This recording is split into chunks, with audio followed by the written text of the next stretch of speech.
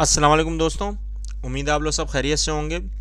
आज हम लोग पाकिस्तान स्टडीज़ का क्लास इंटरमीडिएट बोर्ड का लेक्चर नंबर 26 या लेक्चर नंबर 26 करने वाले हैं। और जो हमारा इसका टॉपिक यानी कि उन्वान होगा पाकिस्तान ब्रिटेन रिलेशन होगा, यानी पाकिस्तान और बरतानिया के माबैन ताल्लुकात को हम लोग आज डिस्कस करेंगे। और हम लोग ये देखेंगे क्योंकि ये थोड़ा इसलिए इंटरेस्टिंग टॉपिक है क्योंकि हम लोग यूरोपियन यूनियन इसके बाद हम लोग भी डिस्कस करेंगे। तो उससे पहले हम लोग ने वो सारे यूरोप कंट्रीज़ और नॉर्थ और साउथ अमेरिका को हमने पहले डिस्कस कर चुके हैं। और ये थोड़ा इंटरेस्टिंग टॉपिक अगेन इसलिए है क्योंकि हमें ये नहीं पता कि अब हमारे जो आज़ादी के बाद बरतानिया के ताल्लुकात जो थे वो किस तरह के कायम हुए और किस तरह से हमने उसको टैकल किया है आज तक, और कौन कौन सी स्ट्रेटजीज़ और फॉरेन पॉलिसीज़ हमने बनाई थी। हम लोग आज इसको डिस्कस करेंगे, लेकिन उससे पहले हम ये चेक करेंगे कि हमने जो लास्ट लेक्चर जो हमने पढ़ा था, जो हमने डिस्कस किया था, वो थे पाकिस्तान और रशियन के साथ हमारे ताल्लुकात, रूस के माबैन ताल्लुकात। ठीक है बेटा, तो रूस से हमने क्या क्या चीज़ें सीखी और हमने उससे क्या क्या चीज़ें पाई और खोई, हमने इस लेक्चर में डिस्कस किया है। अगर आपको कोई चीज़ समझ में नहीं आई तो हमारे साथ ज़रूर शेयर करें, लेकिन इस लेक्चर को ज़रूर देखें ताकि आपको पता हो कि रशिया के साथ पाकिस्तान के साथ ताल्लुकात कैसे चल रहे हैं। आज के हिसाब से अगर देखा जाए पाकिस्तान और बरतानिया के ताल्लुकात जो चल रहे हैं उसमें जो सबसे अहम ऑर्गेनाइजेशन जो आती है बेटा वो है कॉमनवेल्थ ऑफ नेशंस की। अच्छा, कॉमनवेल्थ ऑफ नेशंस पाकिस्तान और बरतानिया क्योंकि आज कंधे से कंधे मिलाकर जो इतने ज़्यादा आगे बढ़ रहे हैं, वो पहले इंडिपेंडेंट थे, यानी कि पाकिस्तान पहले शुरू में जब आज़ाद हुआ तो उसने इतना ज़्यादा बरतानियों को अहमियत नहीं दी थी, लेकिन अब इसलिए अहमियत देनी पड़ रही है बिकॉज ऑफ डेट। एक सिंपल सी बात, जो कर्जे हैं उसकी वजह से देनी पड़ रही है। तो अगर अगर देखा जाए तो उसका जब हिस्सा बना है पाकिस्तान, तो वो एक ट्रीटी बनी थी सेंटो के नाम से, सेंट्रल ट्रीटी ऑर्गेनाइजेशन के हिसाब से 1955 में बनी, और बरतानिया और पाकिस्तान ने मिलकर इस पर साइन किया और कॉमनवेल्थ का जो हिस्सा था पाकिस्तान बना। अब इसमें इंडिया और पाकिस्तान जरूर आ रहा है, क्योंकि आपकी स्क्रीन के सामने आपको दिख रहा होगा कि ये जो दो हरे हरे जो आपको दिख रहे हैं छोटे छोटे, ये इंडिया और पाकिस्तान है। तो ये अब पाकिस्तान कॉमनवेल्थ का हिस्सा है, क्योंकि कॉमनवेल्थ का सबसे अहम मसला यही है कि कॉमनवेल्थ तो आप समझ गए होगा क्या मतलब है, दौलत से रिगार्डिंग है। तो ब्रिटेन ने पहला जो लोन दिया पाकिस्तान को 1959 में दिया 13 करोड़ का, और फिर 1961 में इंडस वाटर ट्रीटी के हिसाब से जितने भी अखराजात आने थे डैम्स पे, वाटर रिवर का जो पूरे का पूरा निसाब था, उसके हिसाब से अगर देखा जाए कुल 5 साल जो प्लान था सेकंड पाकिस्तान का, उसमें 45.5 करोड़ रुपीस दिए गए। अब ये ऑन दी रिकॉर्ड बातें हैं, और ये सर्वेज हैं, तो इसलिए मैं आपको बता रहा हूँ क्योंकि आपको पता हो कि हमने कितना लोन लिया है बरतानिया से। फिर 1961 में रेल्स और वैगन्स के लिए जो हमारा रेल रोड का सिस्टम था सर्कुलर का, उसको हमने लिए 4 करोड़ रुपीज़ उस वक्त बरतानिया से। ठीक है, सेकेंड ईयर प्लान में। फिर 9 करोड़ फिर हमने लिए इन्हीं चीज़ों के लिए ताकि हम लोग अपनी शिप्स और बसेस वगैरह, जो एक बहुत बड़ा निसाब था मेजर सिटीज़ का, 11 सिटीज़ का, उसके लिए हमने 13 करोड़ अलग, 9 करोड़ अलग लिए। 13 करोड़ लिए बसेस के लिए, 9 करोड़ लिए शिप्स के लिए। चलो भाई लिए। अब फिर उसके बाद पावर स्टेशन कायम करने के लिए हैदराबाद में, अब समझना, पावर स्टेशन कायम करने के लिए हैदराबाद में हमने फिर एक लोन उठाया, और उस लोन को हमने कहाँ इन्वेस्ट करना था, इंडस्ट्रीज़ के हिसाब से, क्योंकि पावर इन्वेस्टमेंट थी। तो उसके हिसाब से भी 1963 में हमने 13 करोड़ मजीद लिए बरतानिया से।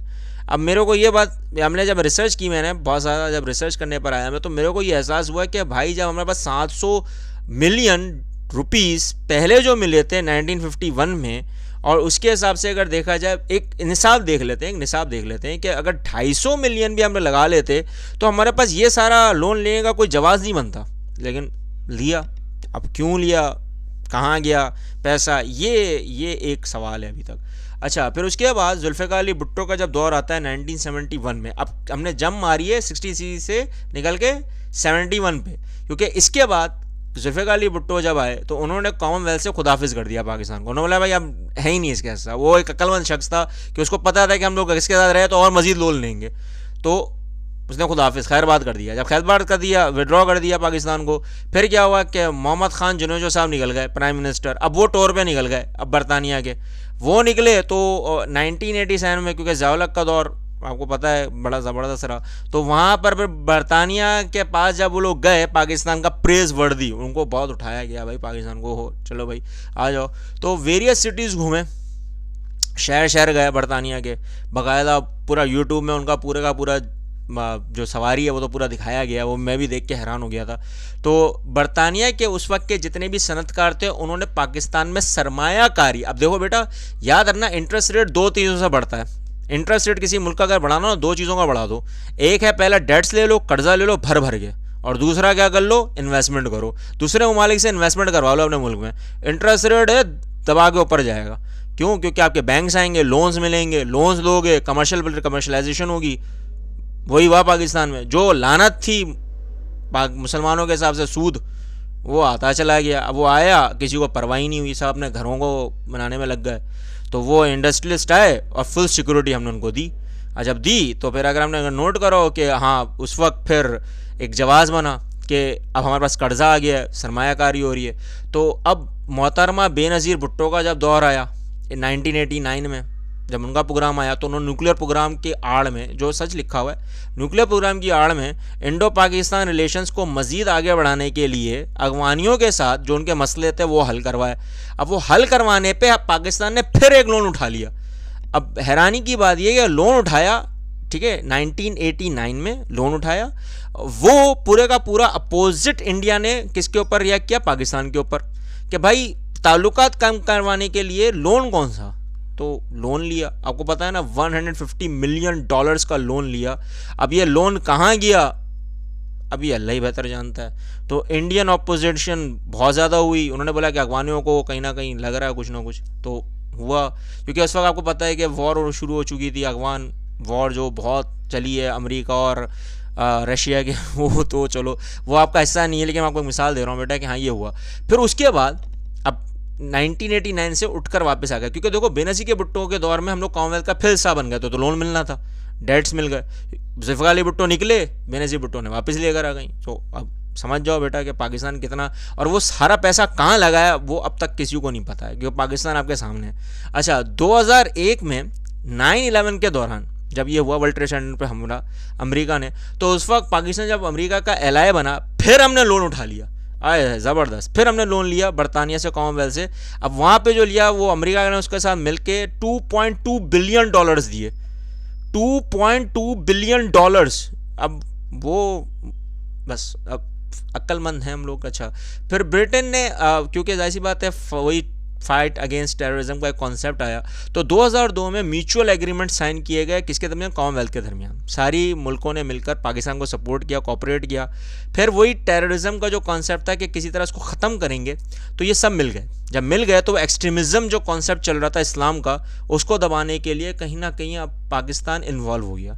अब पाकिस्तान तो इन्वॉल्व हो गया बेटा, ठीक है, मानते हैं हो गया, अब ये कॉमनवेल्थ का हिस्सा बन गया। मैं आपको सारी पॉजिटिव चीज़ें बता रहा हूँ, लेकिन इसके आप कहीं ना कहीं नेगेटिव पहलू को भी देख लो, ताकि आप लोगों को पता हो कि एडवांटेज और डिसएडवांटेज क्या आती है रिलेशन में पाकिस्तान के साथ। क्योंकि यहाँ पर अगर देखा जाए तो फिर आपका पहला दौरा लगाते हैं 2003 में जनरल परवेज़ मुशर्रफ साहब लंदन का, ठीक है। टोनी ब्लेयर उस वक्त के वहाँ के प्राइम मिनिस्टर थे, तो वो मिलते हैं, वो कश्मीर रिजॉल्वेशन के ऊपर जाते हैं कि कश्मीर को रिजॉल्व कर दें। एक तो हमने जंग का हिस्सा बन गए, फिर चले गए कश्मीर को हल करवाने। तो ये प्लानिंग मेरे को अब तक समझ में नहीं आई कि एक तरफ सिविल वॉर अब में चले गए हो और दूसरी तरफ आप कश्मीर को मसले को हल करवा रहे हो। तो अब सियासत है भाई, चलती है। तो 2005 में अगर देखा जाए तो कॉमनवेल्थ की मीटिंग हुई यूरोपियन डेमोक्रेटिक कंट्रीज़ के दरमियान में।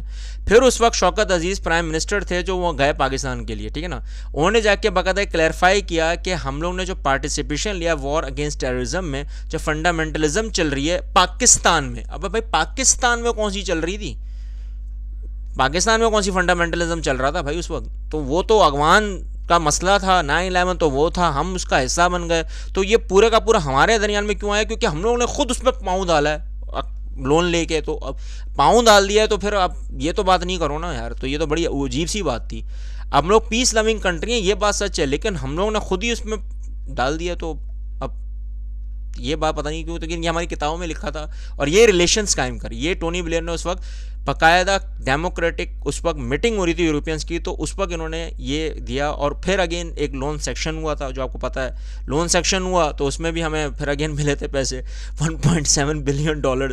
इतना पैसा आया है, लेकिन मुझे आज तक नहीं पता चल रहा पैसा गया कहाँ है। चलो ठीक है, आ गया भाई, आ गया। चलो 2014 में फिर क्या हुआ कि प्राइम मिनिस्टर पाकिस्तान वापस जाते हैं, और यह भी जरदारी का दौर आ गया, आसिफ अली जरदारी का दौर साहब का आ गया। यूके में जाते हैं, लंदन में बाकायदा प्राइम मिनिस्टर बन के जाते हैं, बायलैटरल रिलेशंस कायम होते हैं। ट्रेड एंड डिफेंस के ऊपर फिर अगेन मुआहदा साइन होता है कॉमनवेल्थ में पाकिस्तान के साथ, ठीक है, होता है।